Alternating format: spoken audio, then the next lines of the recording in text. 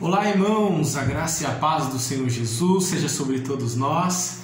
Que bom estarmos aqui juntos compartilhando a palavra do nosso Deus e tendo a certeza que o Senhor tem algo especial para falar aos nossos corações.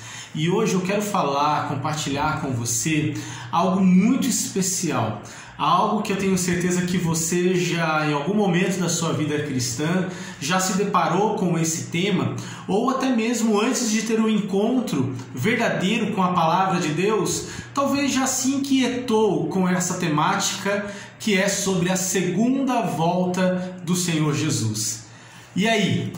Como que vai ser? Quando Cristo vai voltar para nos buscar? Como será que vai ser isso? De que forma que isso vai acontecer? Você já ouviu um ditado, por exemplo, que diz: 1000 passarás, mas 2000 não chegarás, que não deu certo de jeito nenhum?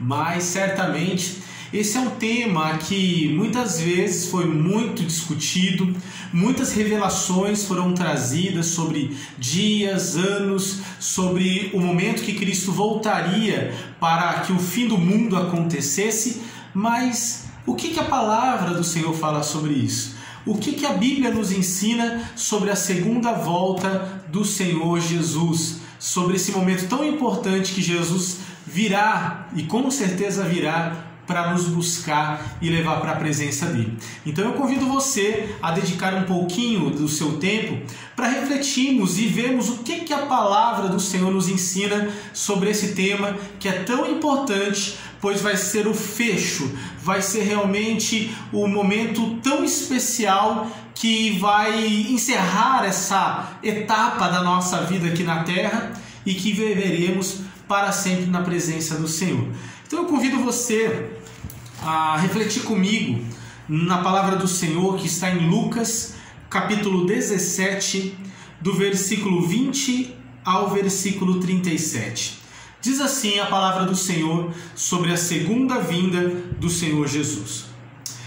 Interrogado pelos fariseus sobre quando viria o reino de Deus, Jesus lhe respondeu: o reino de Deus não vem com aparência visível, nem dirão, eis aqui ou ele está lá, porque o reino de Deus está entre vocês. A seguir se dirigiu aos discípulos e disse: virá o tempo em que desejarás ver um dos dias do Filho do Homem, mas não o vereis. E vos dirão, ele está aqui, ou ele está lá, mas não vigiais, porque não poderemos dizer onde ele está. Porque assim como o relâmpago fuzilando brilha e de uma a outra extremidade dos céus, assim será o Filho do Homem no seu dia. Mas é necessário que primeiro ele padeça muitas coisas e seja rejeitado por esta geração. Do mesmo modo como foi nos dias de Noé, também será nos dias do Filho do Homem. Comiam, bebiam, casavam-se e davam-se em casamento, até o dia em que Noé entrou na arca. Então veio o dilúvio e destruiu a todos. O mesmo aconteceu nos dias de Ló. Comiam, bebiam, compravam, vendiam, plantavam e construíam. Mas no dia em que Ló saiu de Sodoma, choveu fogo e enxofre dos céus e destruiu a todos. Assim será no dia em que o Filho do Homem se manifestar. Naquele dia, quem estiver no telhado da casa e tiver os seus bens dentro dela, não desça para retirá-los. Da mesma forma, quem estiver no campo, não volte para trás. Lembrai-vos da mulher de Ló. Quem quiser preservar a sua vida, a perderá, e quem perdê-la, a salvará. Eu vos digo que naquela noite, 2 estarão em uma cama e um será tirado, e o outro deixado. 2 mulheres estarão moendo juntas, uma será tirada e a outra será deixada.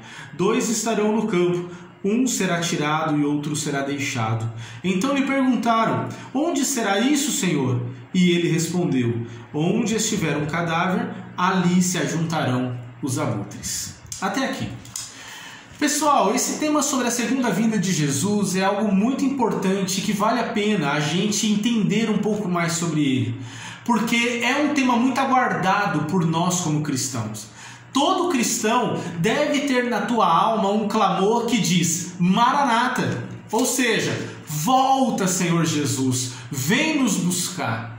Ou seja, o cristão verdadeiro não deve ter medo da morte e nem medo desse grande dia, porque vai ser um dia maravilhoso, onde seremos levados pelo Senhor para a presença das suas moradas eternas. Então não há por que o cristão ter medo da morte ou do último dia ou do fim do mundo, porque para nós vai ser um dia maravilhoso. Quem tem que ter medo é quem não teme a Deus nessa vida.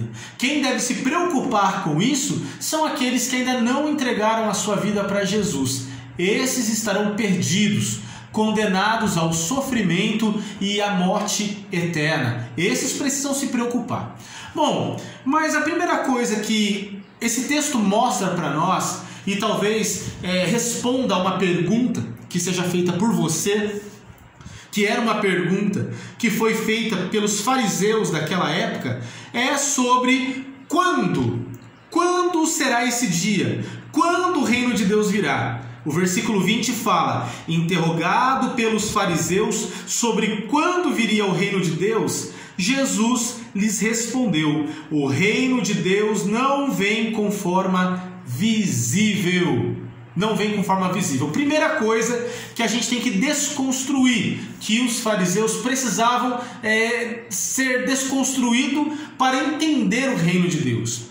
Às vezes a gente está esperando que, como fariseu daquela época, que quando Jesus viesse com o seu reino, esse reino seria estabelecido de uma forma concreta e visível, de uma forma política ou geopolítica, que na cabeça deles, que estavam, onde os judeus estavam subjugados por Roma, eles acreditavam que o Messias viria com toda uma liderança militar para destituir Roma do poder e levar os judeus ou o povo de Israel à ascensão ao domínio.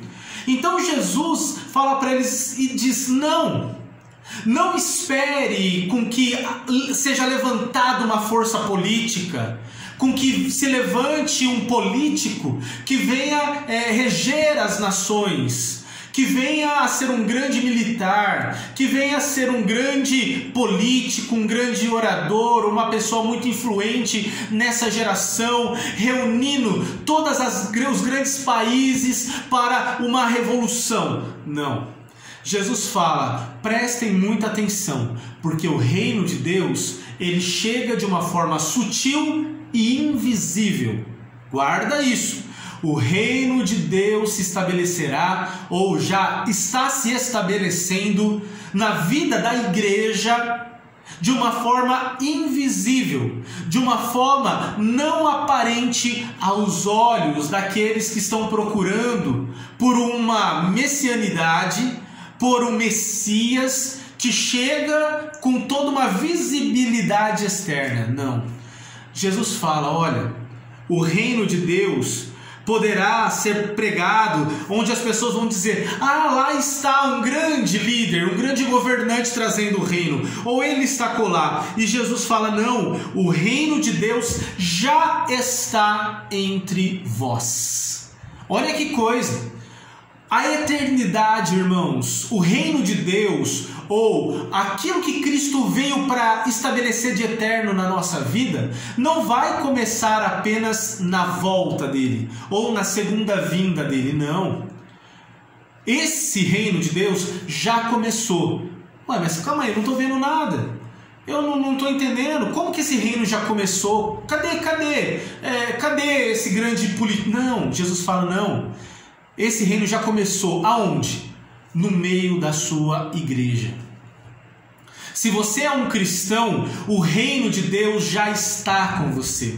Se você faz parte de uma comunidade espiritual de cristãos, e não estamos falando aqui de denominação presbiteriana, batista, assembleiana, não. O reino de Deus, o ajuntamento de pessoas, você com a sua esposa, com os seus filhos, você que é temente a Deus, o reino de Deus já está com você.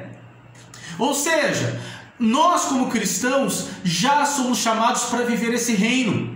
Reino que é estabelecido através da obediência à palavra dele, através de um relacionamento com ele, através de um temor à sua palavra e à sua vontade, através de uma vida de oração que nos dá acesso à presença eterna dele. Queridos, o reino de Deus não é só para o ali e além, mas é para o aqui e o agora.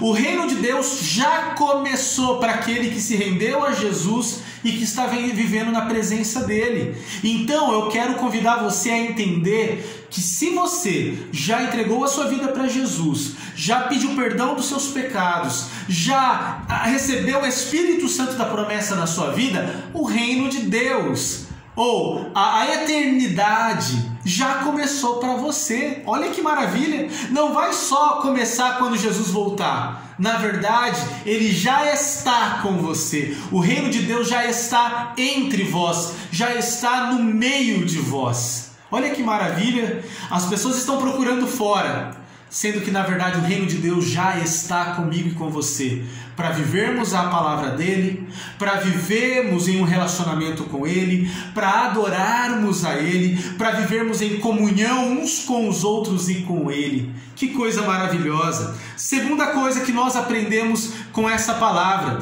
que além do reino de Deus vir de forma invisível, não de forma externa, essa vinda de Jesus vai acontecer de uma forma plena e acontecerá de uma forma repentina. Repentina. Jesus disse: virá o tempo em que vocês desejarão ver o dia do Filho do Homem, mas não o verão.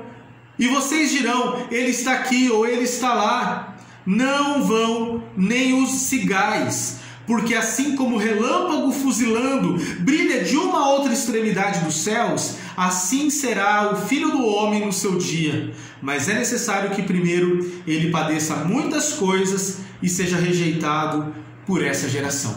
Aqui Jesus fala da plenitude desse tempo onde Cristo virá para nos buscar. E aqui ele fala que tem o tempo certo, que no caso ele teria que sofrer, ser crucificado, morto por todos nós, mas diz que esse momento da segunda vinda vai ser de uma forma repentina.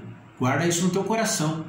Tem muita gente que está acreditando ou confiando numa segunda chance de arrependimento. Quando Jesus voltar, aí depois eu vou me acertar com Deus.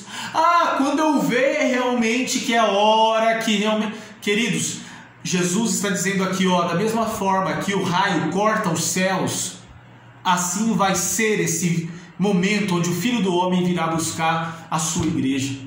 Então, eu quero que você entenda que você precisa aproveitar as oportunidades para se entregar e ter um relacionamento com Deus, porque senão pode ser tarde demais.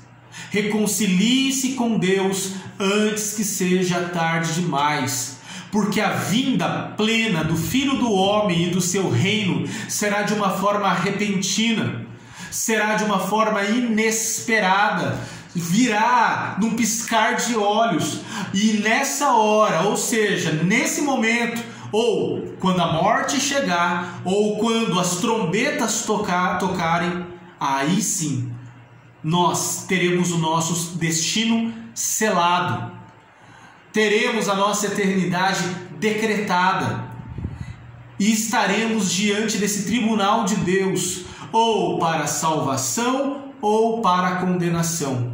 Aproveite, a gente não sabe se vai ser daqui 10 anos, 20, 30 ou se vai ser essa noite.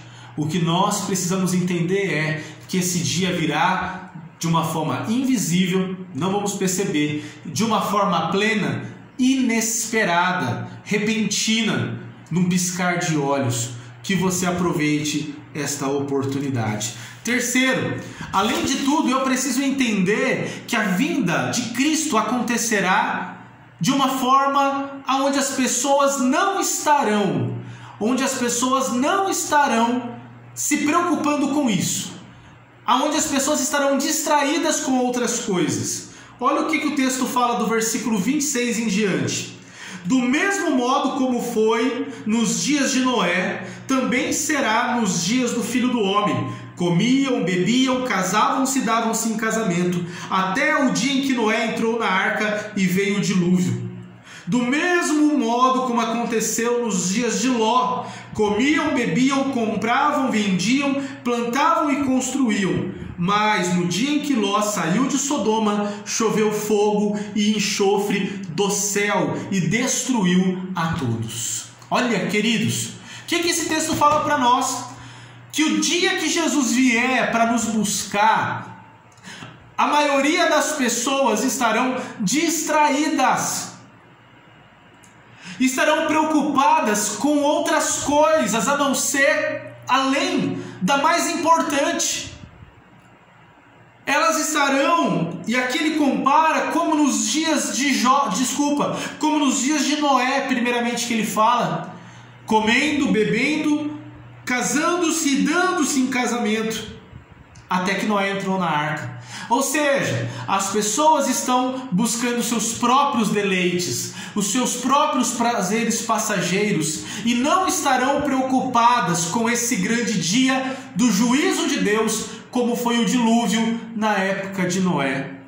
Elas estarão tão distraídas não só com os prazeres, porque vivemos nessa época da busca pelos prazeres, do hedonismo, da busca pela satisfação pessoal, mas também uma segunda distração, que o Senhor Jesus compara como nos dias de Ló, que era a busca pelo material, pelos bens materiais, aonde ele fala que nos dias de Ló as pessoas comiam, bebiam, compravam, vendiam, plantavam e construíam, ou seja, estavam em busca da aquisição de bens materiais, estavam em busca da posse, das raízes nessa vida, em busca do dinheiro, em busca da autopromoção, das riquezas.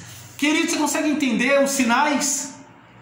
Que isso são sinais do nosso tempo, aonde as pessoas mais do que nunca estão buscando seus próprios prazeres, aonde as pessoas mais do que nunca estão querendo ter, possuir, conquistar, é o dinheiro, é as posses materiais, é a promoção, e não estão preocupadas com o fogo que cairá dos céus, como aconteceu em Sodoma e Gomorra.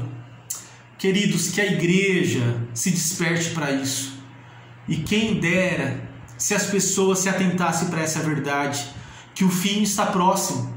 Estamos vivendo sinais dos tempos, do fim dos tempos, e precisamos nos despertar antes que seja tarde demais.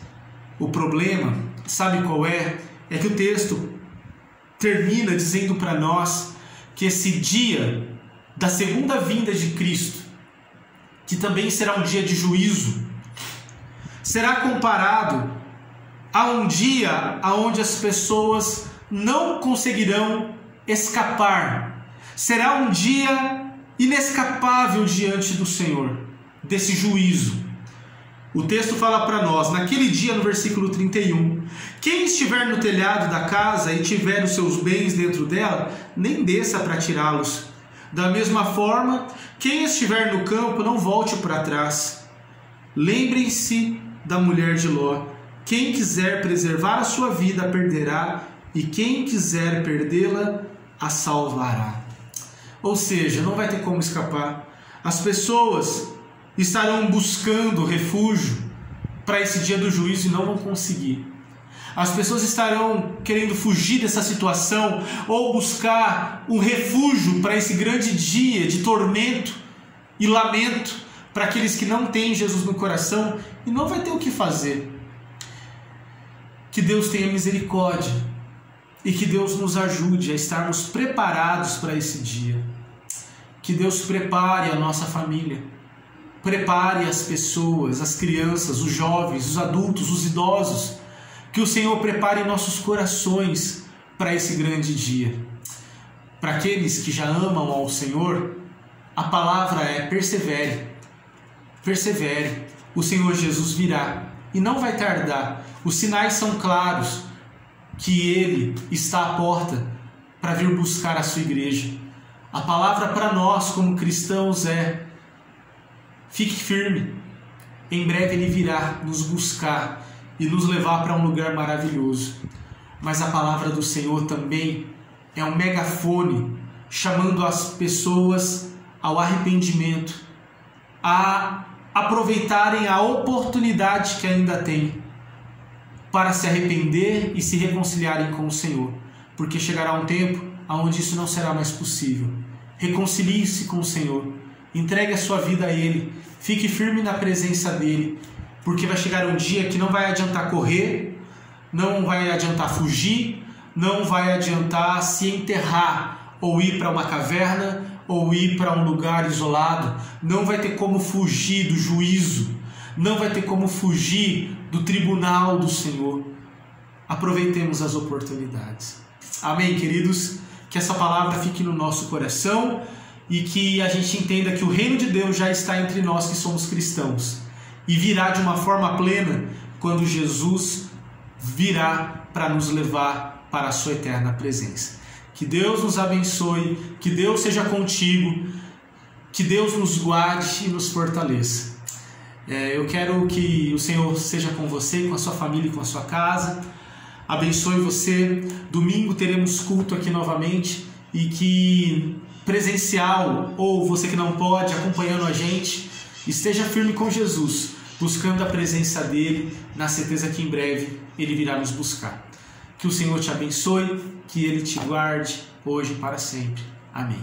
Deus abençoe, queridos. Um grande abraço. Fiquem na paz do Senhor.